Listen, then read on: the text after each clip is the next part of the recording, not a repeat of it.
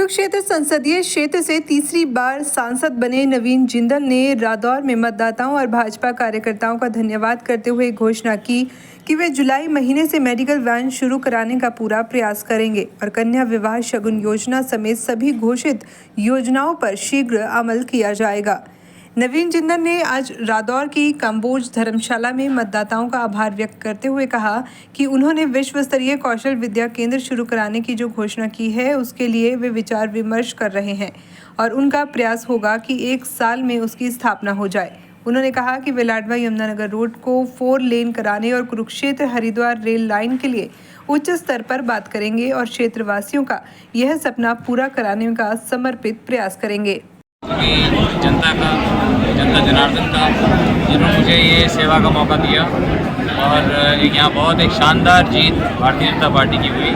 और अब जो हमारा संकल्प पत्र है, हमारी भारतीय जनता पार्टी की सरकार का जो संकल्प पत्र है, माननीय मोदी जी का संकल्प पत्र है, जो यहाँ से जो हमने संकल्प पत्र निकाला और उसके अनुरूप अब हम काम करना शुरू करेंगे। पहले हम जाके लोगों का सभी का धन्यवाद करेंगे और फिर जो हमने प्लानिंग की है उसके अनुसार हम काम शुरू करेंगे। और आप देख रहे हैं कि किस तरह से हरियाणा सरकार ने, हमारे माननीय मुख्यमंत्री नायब सैनी जी ने किस तरह से कई ऐतिहासिक कदम उठाए हैं। इसमें उन्होंने कहा है कि सभी सड़कों की सबकी मरम्मत की जाएगी, सभी जितनी भी है SC BC की चौपालें हैं वो सारी चौपालों की मरम्मत की जाएगी, उनका विस्तार किया जाएगा। हम इन सब कामों के ऊपर अब तुरंत हम काम पे लगेंगे और जो सरपंचों को जो समस्याएं आ रही थी वो समस्याएं दूर की गई हैं। तो ये सरकार जो है जनता की सरकार है, लोगों की सरकार है, तो इसलिए सभी के साथ मिलकर के हम काम करेंगे। और मैं सभी का, आपके माध्यम से सभी का मैं बहुत बहुत धन्यवाद करना चाहता हूँ। कुछ निजी घोषणाएं आपने की थी कि हम निजी कोष से कुछ कार्य करें, उसमें क्या कार्य सर आपका पहला उद्देश्य है? जैसे मैंने कहा कि एक तो हम जो है अब दोबारा से सभी जगह मेडिकल वैन्स अभी 1 महीने के अंदर जो है अगले महीने से जुलाई से मेडिकल वैन भेजना शुरू कर देंगे। हेल्थ कैंप लगाएंगे।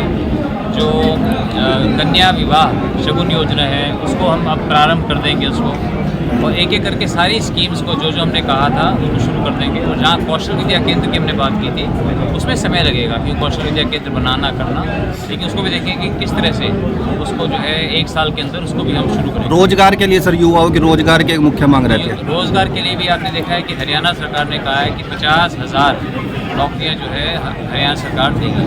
50,000 जो है एक बहुत बड़ी संख्या होती है, इससे भी जो है हमारे युवाओं को बहुत राहत मिलेगी। सर 1-2 मुख्य मांगे हैं हमारे क्षेत्र की जो आपके जो पहले सांसद थे अब तक की है, एक SK मार्ग है 4 लेन होना और एक रेल लाइन की मांग है, तो उसको लेकर क्या कदम उठाए? अब इसके ऊपर भी मैं काम करूँगा कि सड़कों को जो है जो यहाँ से कैथल से कुरुक्षेत्र से लाडवा से यमुनानगर की जो सड़क है उसका 4 लेन होना चाहिए, उसके ऊपर मैं काम करूँगा।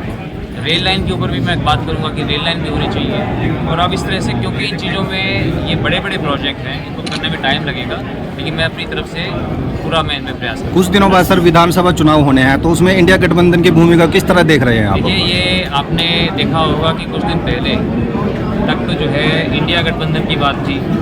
आम आदमी पार्टी और कांग्रेस जो है मिलकर के चुनाव लड़ रहे थे और यहाँ पर जितनी भी वोट मिली आम आदमी पार्टी के उम्मीदवार को, मैं कहूँगा कि उसके अंदर 80% जो है उसके अंदर योगदान जो है कांग्रेस पार्टी के लोगों का था।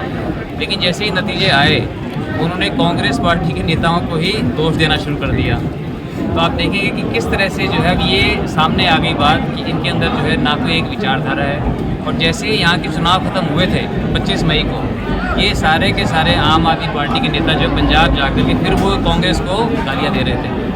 इसलिए बहुत ही ये दुर्भाग्यपूर्ण था और ये हरियाणा की जनता जो है इसको अच्छी तरह समझ गई है।